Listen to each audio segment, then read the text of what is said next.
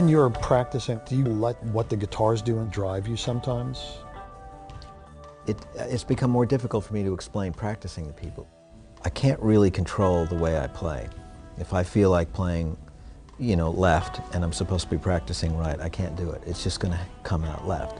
And a couple of years ago I started to notice that it was a growing trend, that there was some part of me that was saying, the hell with it, we're just going to play how we feel.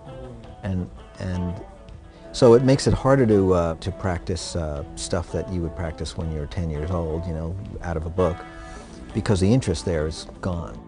It's like once you peer into the possibilities, once you open the door of emotional playing, you really don't want to look back. Everything else seems completely sterile after that. You also realize that playing from the heart requires far more concentration all the time, not just when you pick up the guitar. It's a state of mind, it's more like a way of life. I know that you started out building your own guitars. Mm-hmm. Putting them together. Building is a heavy word. It suggests luthier qualities, but no.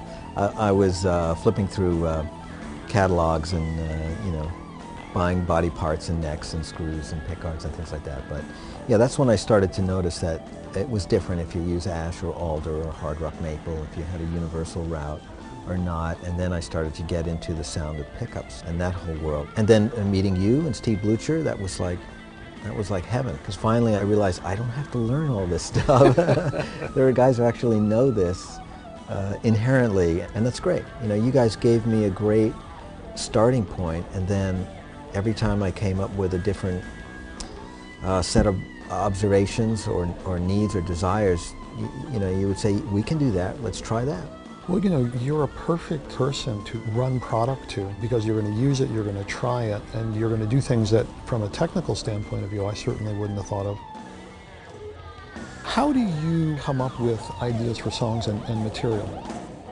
Quite a few of them are just autobiographical. I'm just trying to put into music something that's just happened to me, something that I'm still working out, something I've remembered.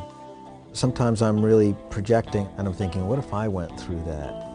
And it could be something very humorous. It doesn't have to be heavy, but it goes from tragedy to humor. And then sometimes it's just for the fun of it, like the song I Just Want to Rock about the robot, you know. I mean, that's certainly not autobiographical, but I'm just sort of fooling around with the guitar. And so I think the key when I'm writing is to let it all come out, write the stuff that I think is very important for me to write from a musical development point of view, and then let myself write stuff that's I think is just trivial, just because the guitar does it. Let it do it. And then I edit it later, and then I see if the compositions enhance each other by being in a small group, like a 10-song group, like for an album. And in that way, in a strange way, when I start to do that editing, I do go back, and that's almost like the final step of writing, because then I'm working off of the experience of hearing all these songs as a group, and I might go back to the heavy song and say, lighten up, Joe, or I might go to the light song and say, it's too light. It's not working in the composition of the group together. Yes, yeah.